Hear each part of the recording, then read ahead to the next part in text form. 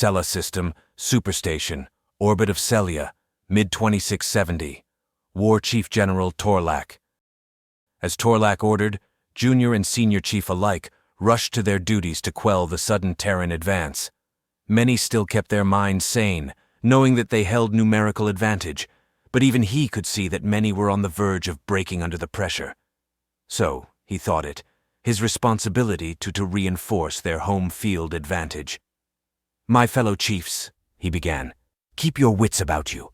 While it is true, facing an enemy as terrifying as the Union, we cannot be the ones to let Celia, our home, fall." He mentioned their home in its ancestral tongue, forcing all to cease in their motion. This was the first time many have heard it spoken out of ceremony, and even at a young age had always known that to speak it when not in ceremony was blasphemous. It would carve a stain on your name and your family's name were it to be spoken in vain. But Tlac did so with reason. "Mistakes have been made with our enemy, which has forced us to turn heel and run. Never has the Celian armada fled from combat. Not with the Union, not with the Runians, and not with the Terrans. I can see it. You are all scared." He gauged the room, finding several silently nodding to his statement. While true that Celians have a history of cracking under the most intensive pressure, they have always fared well when it counted. The result of this being their faith in their superior officer, their chief. While many exist to command over small units, chiefs are essential to the Celian hierarchy. They were always the most cool-headed under all pressure, which is why any chief who can attain war chief status is always looked upon in reverence. Many of you are but only chiefs, be it junior or senior, but a chief nonetheless. If you fail now, then do you truly have the right to become a war chief? Some nodded no. Others remained focused on his words. Then let this be your trial. Show to the War Council, no, to the Fathers, that you have the workings of a war chief. The Empire of Celia rests upon, not just our shoulders, but upon the countless others who fight in orbit of our grand home. Do your duty, and do so with the intent to save Celia in its darkest hour." He then sat himself upon his command throne, winded of his exchange, but after its conclusion, the tone of the command center shifted. It was now a room worthy to be at the forefront of the theater. "Nice speech, Tor," spoke Orlin, taking his spot beside the weary Tlac. "I'm sure they'll be doing their best to assist those on the front." "We are the front," replied Tlac. "I can see why I miss my war chief days. Things were simpler. You blow up a Toscan ship that had the bright idea of trying to work in a colonized system, then you went home for a bit.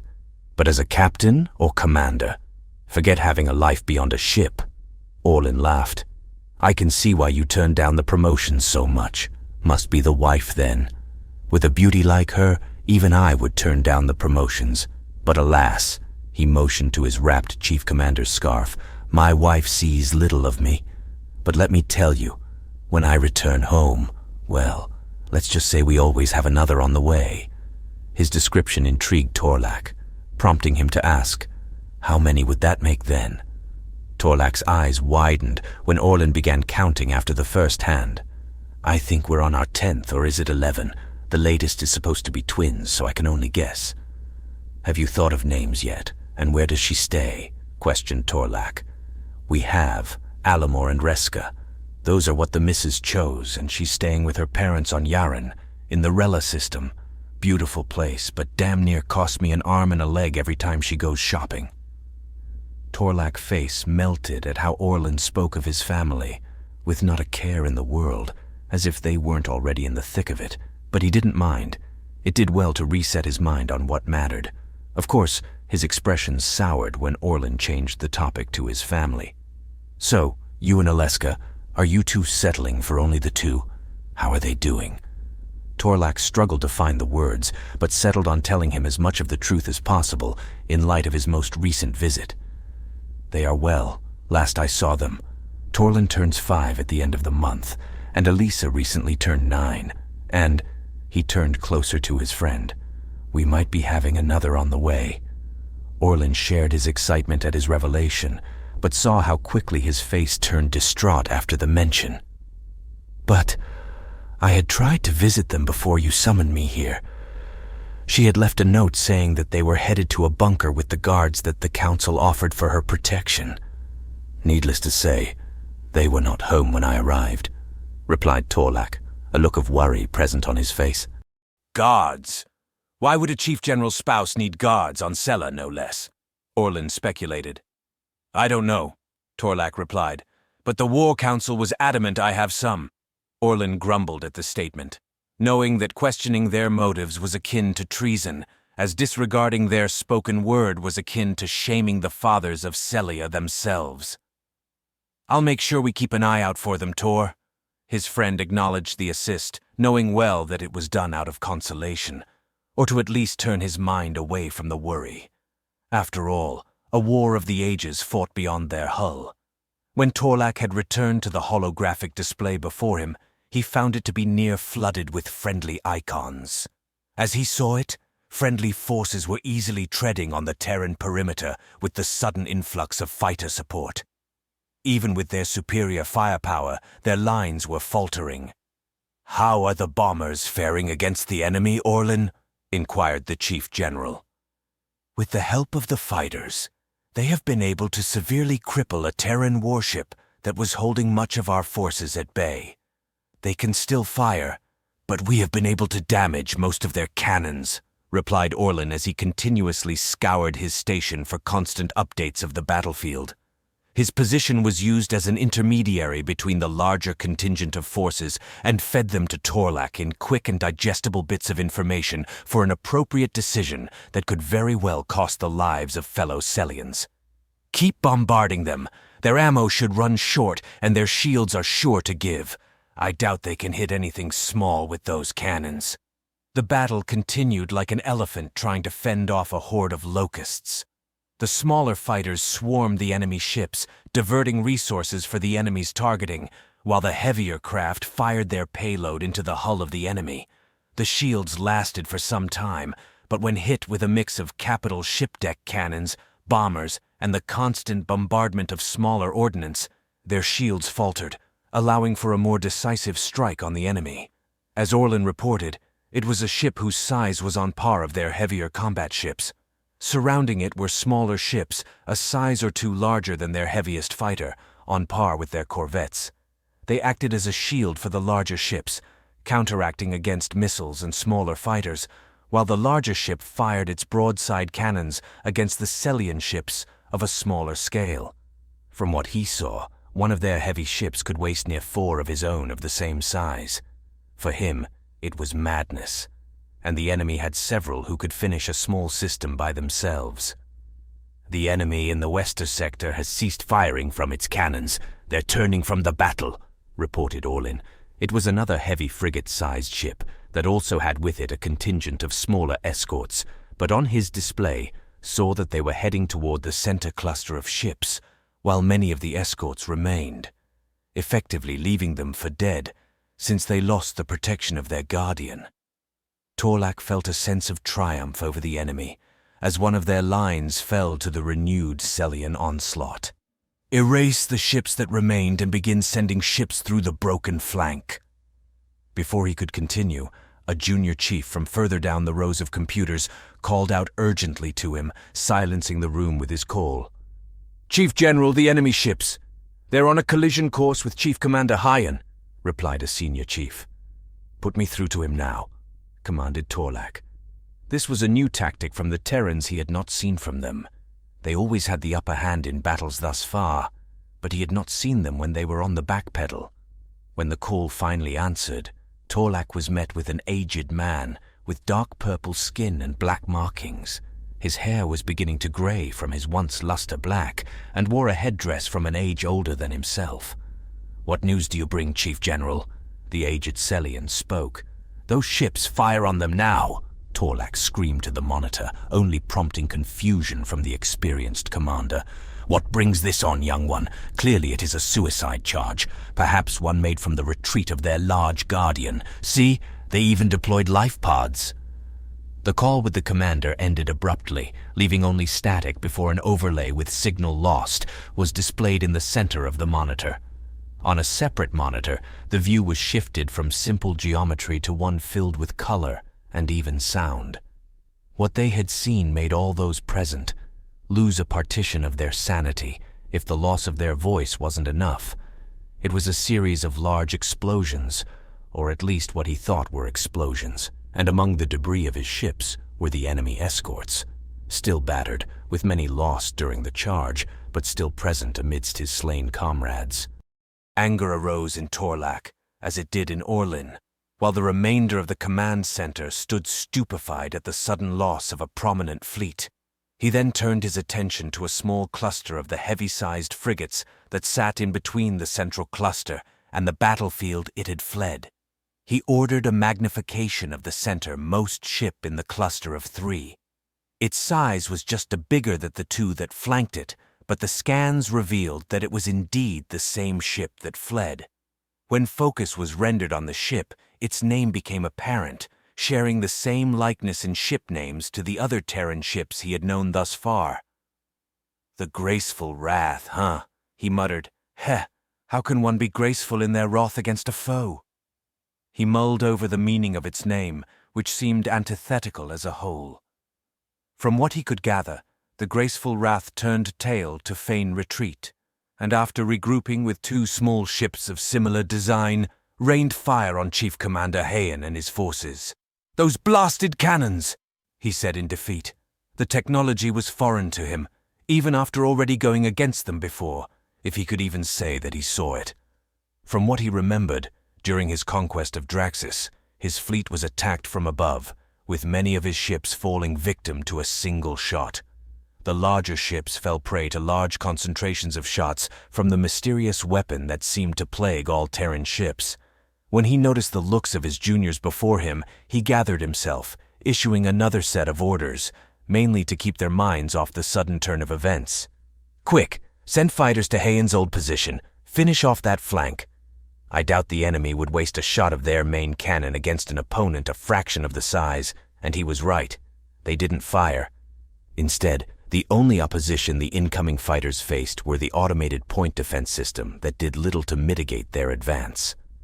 With a barrage of fighter ordnance, the enemy escort ships met their end.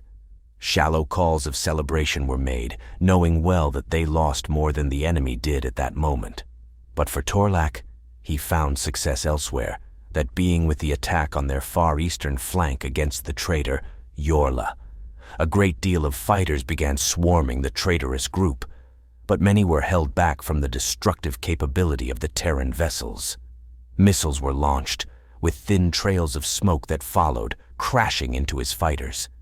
It didn't help that the enemy force also had a well-armed detachment of fighters to disrupt the flow of combat. They were heavier, but just as maneuverable. It took several more fighters to take down a single medium-sized fighter. When compared to ships of his own, they were roughly the same size, but the mass from their scans identified that their ships had at least double the material for their size. He suspected that it was probably armor. Tlac ordered for a strike team of capital ships, led by Commander Ballon, to target Yorla as he analyzed the screens before him as they executed his order. As they drew close, while also firing their main deck cannons, a ship came in between his strike force and the traitor's ship. It was larger than some of the other ships that shared its silhouette. It had an extra set of guns on its centrally placed outcrop, and boasted more armor around the engines and bow sections of the ship. The ship was identified as the TRSC Hell Hath No Fury, its translation still a mystery to him. He figured it was just another phrase lacking any true meaning, in essence a waste of time, and to find a translation that would matter to him. Its shields absorbed the plethora of plasma fire when the friendly ships ceased their attack, with one crewman noting that they had overheated their cannons. "Then launch all their missiles. I will not let Yorla and her band of traitors remain in orbit," Tlac ordered, his voice filled to the brim with anger. The crewmen did as they were told, and sensors indicated a rapid flurry of missiles being launched from the ships. He believed that even a wealth of missiles of that magnitude would devastate shields of the enemy's capacity, and prayed for Ballon's success. But before he could revel in its destruction, the indicators of the missiles began disappearing one after the other, with only a fraction actually connecting with the enemy. "Chief General," spoke Balin dejectedly, "missile salvo was Unsuccessful. Tlac's frustration peaked, but it was overshadowed by his confusion. A missile barrage of that size should have been impossible to counter. Mulling over the failed attack, he noticed several ships of the Death Squad and their shields plummet to zero, with their transponders disappearing shortly after. "General! The enemy! We can't see—" Balin's transmission was cut abruptly when his signal on the monitor disappeared, along with various others sharing a similar fate. "What was that?" inquired Orlin. "I didn't get any readings of the enemy having fired missiles of their own." Tlac saw no indicators of a nearby enemy that could have intervened, so he relied on the eyes and ears of the fighters in the field. "Get with the fighters and see if they can't find out what took out that strike force." A crewman nodded and began issuing orders to the pilots. Tlac watched as their signals danced around the scrapyard of the forcibly resigned strike force as they searched the area for the culprits. It went without saying that the larger ship did them in, but that wasn't what he was worried about. He was worried about who and what intercepted the missiles and took out the shields to the frigates he tasked to take out Yorla. But before he could get a report back, alarms blared, reducing the lighting of the room from the dingy blue to a flashing red. Before a report was generated among the crew, their station rocked, knocking those who were standing onto the ground. "Status! What happened?" he demanded. A junior chief was the first to speak as they oversaw the station's systems. "Shields to the station have been hit, 82%, they reported, and the station rocked again, with the shields to the station lowering with every quake. "What hit us then? An enemy ship?" he questioned, only to be met with denial from Orlin as he shook his head to the sides. "The surface cannons, they've been turned on us," replied the crewman. "What? How?" Tlac demanded, knowing the answer was below him. "No." He turned his attention to the rest of the crew who looked to him for instruction. "Prepare troops for the ground. The enemy has infiltrated the city." After the attack on the station, a large vessel made its way down into the atmosphere, towards the skies over the city of Artre. It was smaller than the enemy ship that carried fighters. It still had a wealth of defenses, but Tlac ordered for another small detachment of ships to intercept it, with the intent to reduce it to dust. When a visual scan was conducted, it revealed the ship as the TRSC arm of Sol. He suspected the ship to be solely a troop transport of some kind, for its lack of hangar doors and an increased placement of armor around key components. As his forces converged on their respective targets, alarms blared once more. This time they indicated a presence near his station, centered within the mass of ships that stayed to defend it. His stomach turned at the thought of the approaching entity and ordered all ships in the area to remain on guard. Cruisers, fighters, frigates, corvettes, all available in the region, were notified, confused on their invisible enemy when he saw it. He had pulled up a visual of the surrounding space that triggered the alarm, revealing the wealth of ships and a small icon identifying them as friendly. Then, a crewman in charge of the station's scanners revealed the anomaly. "Chief General, the reading is large, similar to the IS Gate phenomena." He was cut off as Tlac ordered a sudden retreat of the ships in the area, but by then it was too late. "Get them out of there, now!" But before his orders could be relayed, a large circular mass formed in the center of a large cruiser, bisecting it. And within it, a ship appeared, crashing into the bisected Celian ship as if it were a leaf in the wind. The shields of the ship rippled for only a moment before returning to its undisturbed state. The ship was large, larger than his previous carrier, and much larger than their largest cruiser, which it had summarily used as a doormat. It was sleek and angular in design, contrary to the usual blocky design of the Terran ships, and boasted guns larger than the frigates and cruisers he had encountered thus far, with a plethora of cannons from the ships prior. From the portal, smaller ships exited and began firing into the Celian ships with their main spinal cannon, along with its smaller counterparts placed on their outcrops, delivering a round that melted the hulls of his comrades. He, like many of his crew aboard the command center, remained frozen to the spectacle of slaughter that befell his people.